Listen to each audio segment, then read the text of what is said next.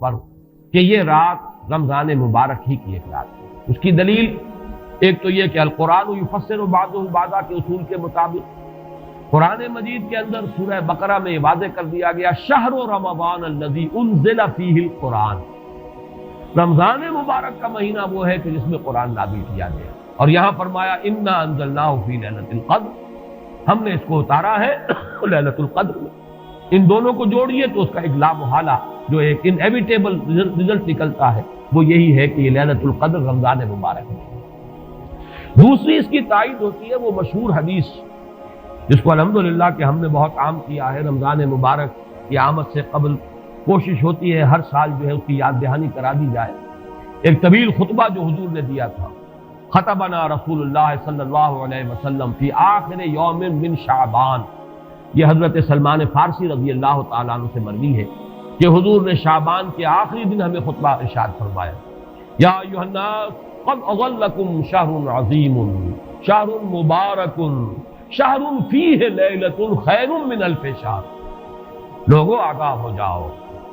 تم پر ایک بہت مبارک مہینے نے، بڑی عظمت والے مہینے نے سایہ کر دیا ہے، سایہ فگن ہو گیا ہے تم پر ایک مہینہ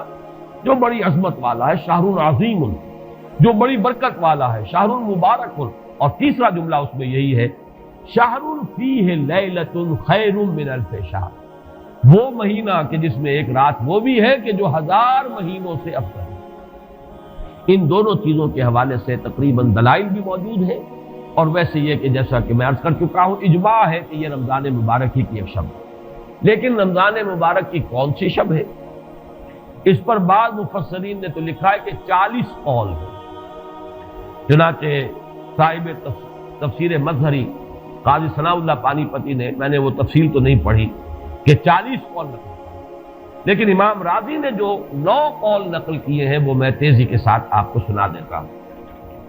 ابن رزین رحمہ اللہ کا قول یہ ہے کہ رمضان کی پہلی شب ہے۔ حضرت حسن بصری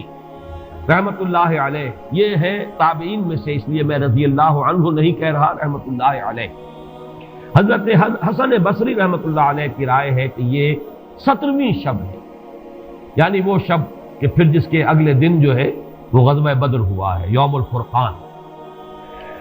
حضرت انس رضی اللہ تعالی عنہ مرفوعاً روایت کرتے ہیں کہ یہ 19ویں شب ہے۔ محمد بن اسحاق جو بہت بڑے سیرت نگار ہیں حضور کے، ان کا قول ہے کہ یہ 21ویں شب ہے۔ حضرت عبداللہ ابن عباس رضی اللہ تعالی عنہما سے ایک قول جو ہے مروی ہے کہ یہ 23ویں شب ہے۔ حضرت عبداللہ ابن مسعود رضی اللہ تعالی عنہ سے مروی ہے کہ یہ 24ویں شب ہے، اور اس کو میں ذرا اہمیت دیتا ہوں اس لیے کہ 24ویں شب جو ہے سورہ علق کی ابتدائی آیات کے نزول کے ضمن میں کچھ حساب کتاب کے جوڑنے سے 24ویں اور 25ویں شب کا بھی معاملہ جڑتا ہے، جو کہ میں نے آپ کو سورہ علق کے درس کے دوران بتایا تھا۔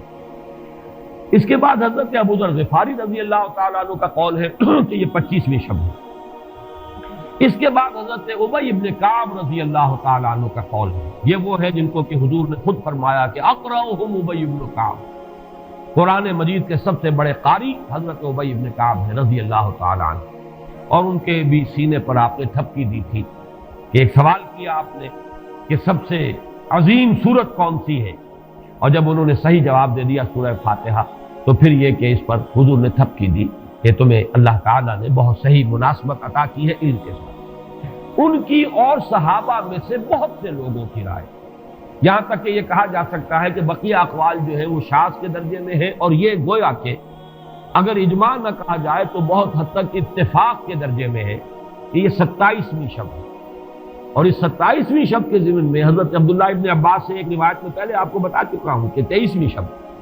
لیکن 27ویں شب کے ضمن میں جو مختلف روایات حضرت عبداللہ ابن عباس رضی اللہ تعالی عنہما سے مروی ہیں، ان میں بھی کچھ لطیف نکات ہیں، وہ میں بعد میں بیان کروں گا۔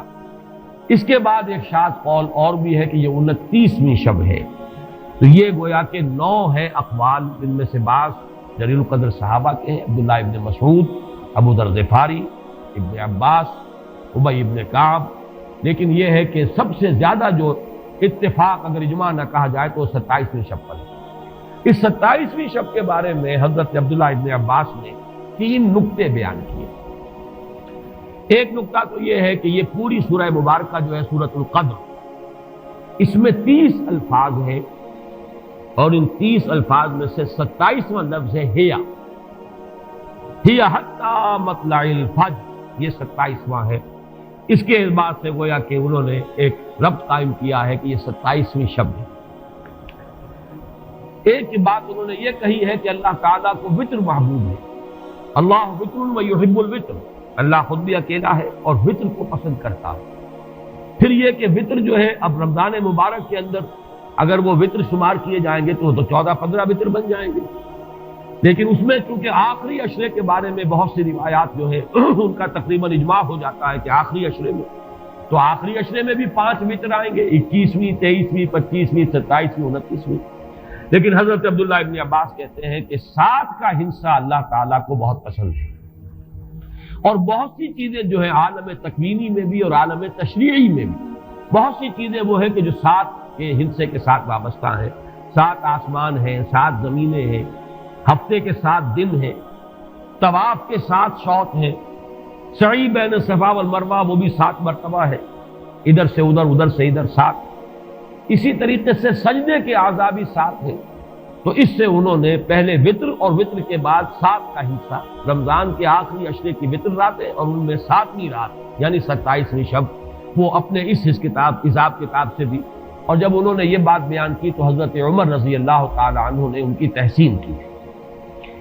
آخری بات اور بھی کہی گئی ہے کہ لیلۃ القدر جو ہے اس کے اندر حروف کو اگر شمار کیا جائے تو 9 بنتے ہیں، اور یہ لیلۃ القدر اس سورہ مبارکہ میں 3 مرتبہ آیا ہے۔ انا انزلناہ فی لیلۃ القدر وما ادراک ما لیلۃ القدر لیلۃ القدر خیر من الف شہر۔ اس اعتبار سے بھی 3 کو ضرب دی جائے 9 سے تو وہ بھی 27 کا نمبر ہوتا ہے۔ بہرحال یہ میں نے جیسا کہ عرض کیا تھا کہ ان کا کوئی تعلق نہ صرف سے ہے، نہ نحو سے ہے، نہ روایات سے، لیکن بہرحال حضرت عبداللہ ابن عباس کا ایک ذوق ہے،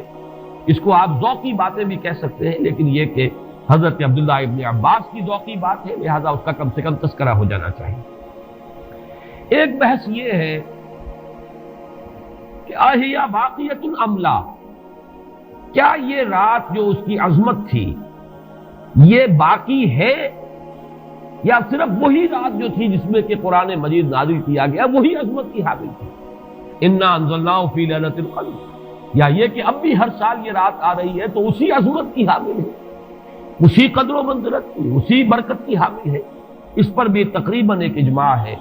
کہ یہ لیلۃ القدر باقی ہے، ہر سال آتی ہے۔